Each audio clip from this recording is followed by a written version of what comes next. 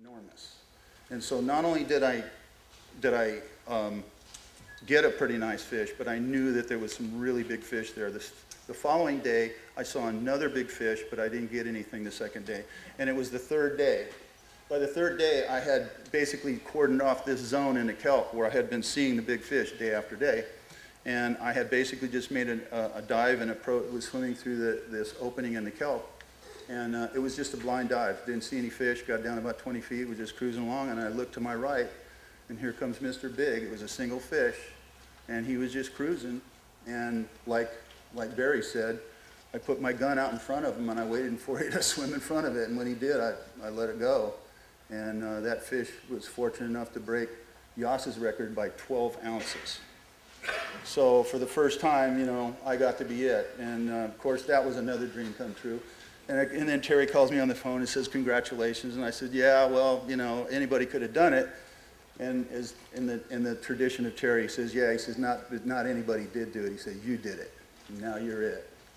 So, you know, I went on to hold that record for about 12 years. And now Bill Ernst owns it. And I think the fish is out here for everybody to see it. And it's a beautiful mount. I wish mine looked that nice, but I still have mine on the wall at home, and I still remember, you know, that was my lucky day. And anyway, that was kind of the story of, you know, how my big fish became a reality. But there was some other guys, you know, as my career went on, that really were added a great deal. After I got done diving several years with Terry Moss, I hooked up with a guy by the name of Harry Davis. And Terry and some of the guys in this room know Harry. He's a hard guy to know. I knew of him for probably 25 years before I actually got to meet the man. And many of us believe that he's probably still the finest technician we've ever had. He just, you know, studied and analyzed pretty much everything in this sport. He was one of the first guys to you know, put some kind of sense through tides and currents and the weather. And all of these things are really important to our sport. And you know, really the three critical elements to any trophy catch is basically timing. You got to be in the right place at the right time, and preparation. And you know, the old saying is luck is basically a combination of opportunity and preparation. If the opportunity comes in front of you and you're not prepared, you know, then you just get a story instead of a fish.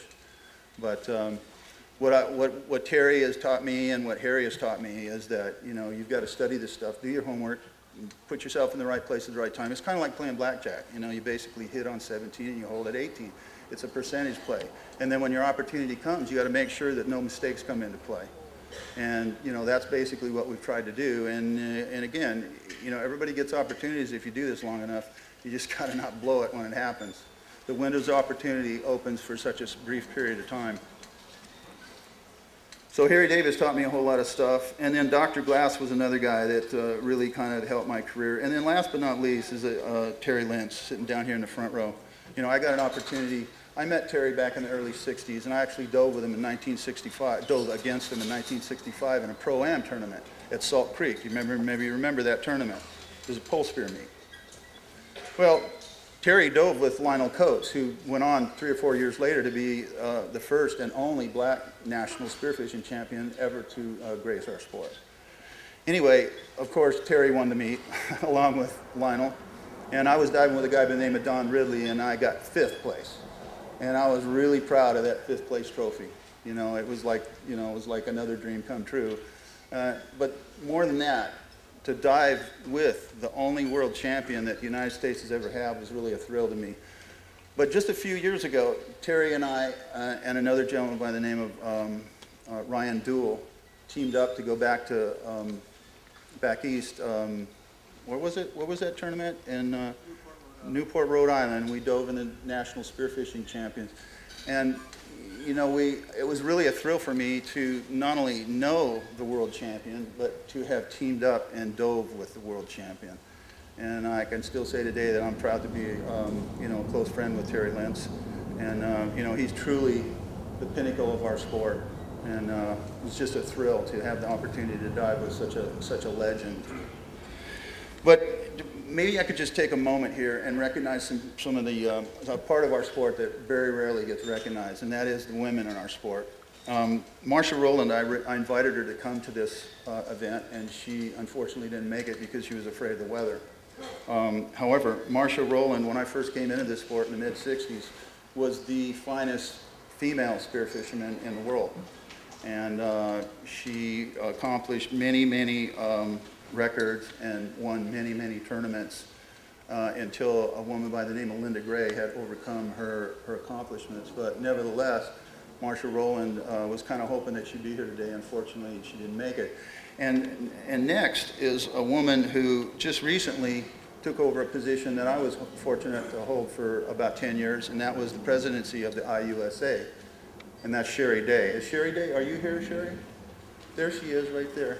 Anyway, Sherry is the first woman president of a world record holding, a fish world record holding body, and she's doing a great job, and we hope she stays. Good job. And last but not least is a woman in the club that I'm a membership of right now, which is the Los Angeles Fathomeers. And that's Kelsey Albert. Kelsey, are you here? No, I guess she's not here. Anyway, Kelsey accomplished a feat that is absolutely mind-boggling.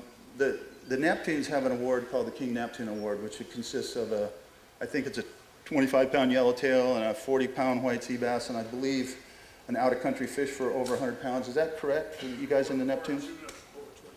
Or a tuna over 25. Okay. The Fathomeers have an award similar to the the Long Beach Neptunes Award, and it's called the Redding Award. And that award requires a 35-pound yellowtail, 50-pound white sea bass, and a halibut over 25 pounds. Now, there's been, out of the whole club, I think there's been about 4 or 5 that have gotten that award out of everybody, men and women. And we haven't had anybody accomplish that award in about 6 or 7 years until this year.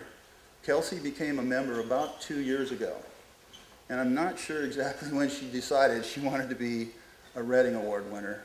But last year, her second year in the club, she accomplished what nobody's else been able to do in 7 years, and that was get that award. And she is, by the way, the first female to ever accomplish a world or a lifetime achievement award.